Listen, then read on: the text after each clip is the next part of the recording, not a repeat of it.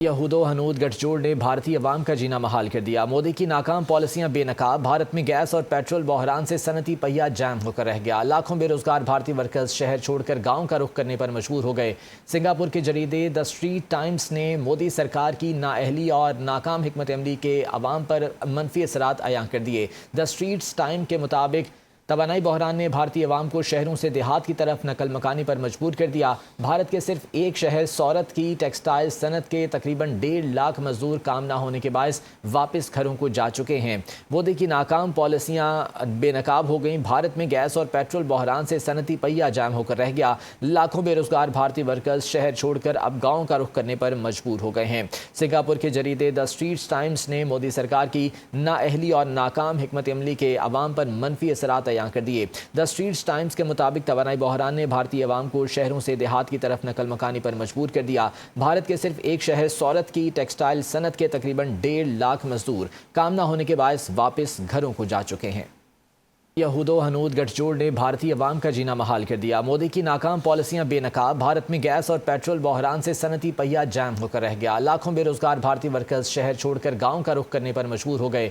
Singapore کے جریدے دی street Times نے مودی سرکار کی نااہلی اور ناکام حکمت عملی کے عوام پر منفی اثرات عیاں کر دیے۔ دی اسٹریٹ ٹائمز کے مطابق توانائی بحران نے بھارتی عوام کو شہروں سے دیہات کی طرف نقل مکانی پر مجبور کر دیا۔ بھارت کے صرف ایک شہر سورت کی ٹیکسٹائل صنعت کے تقریباً 1.5 لاکھ مزدور کام نہ ہونے کے باعث واپس گھروں کو جا چکے ہیں۔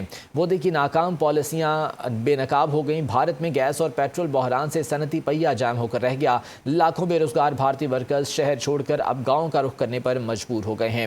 سنگاپور کے جریدے دی اسٹریٹ ٹائمز نے مودی سرکار کی نااہلی اور ناکام حکمت عملی کے عوام پر منفی اثرات کر دیے۔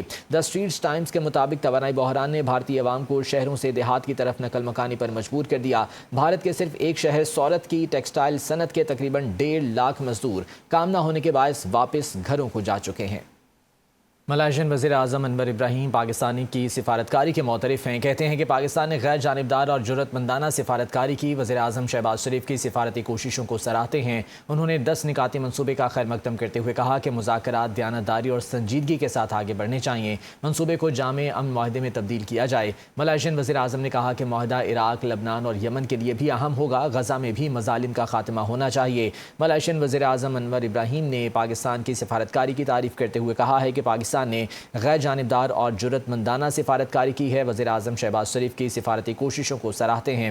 انہوں نے 10 نکاتی منصوبے کا خیر مقدم کرتے ہوئے کہا کہ مذاکرات دیانتداری اور سنجیدگی کے ساتھ آگے بڑھنے چاہیے۔ منصوبے کو جامع امن معاہدے میں تبدیل کیا جائے۔ ملائیشین وزیر اعظم کا کہنا تھا کہ معاہدہ عراق، لبنان اور یمن کے لیے بھی اہم ہوگا۔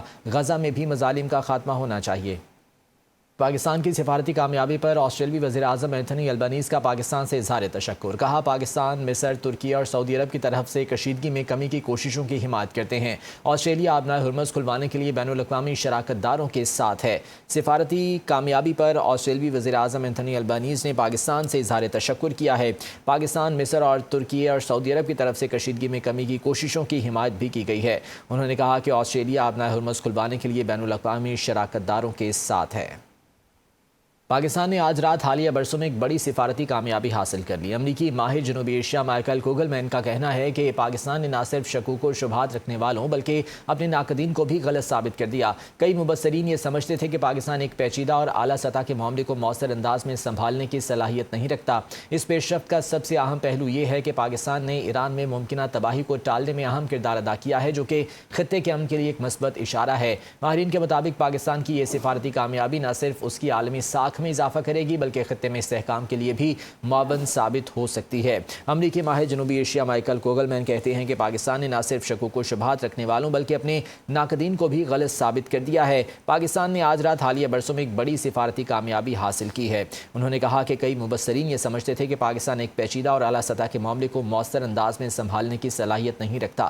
اس پیش رفت کا سب سے اہم پہلو یہ ہے کہ پاکستان نے ایران میں ممکنہ تباہی کو ٹالنے میں اہم کردار ادا کیا، جو کہ خطے کے امن کے لیے ایک مثبت اشارہ ہے۔ ماہرین کے مطابق پاکستان کی یہ سفارتی کامیابی نہ صرف اس کی عالمی ساکھ میں اضافہ کرے گی بلکہ خطے میں استحکام کے لیے بھی معاون ثابت ہو سکتی ہے۔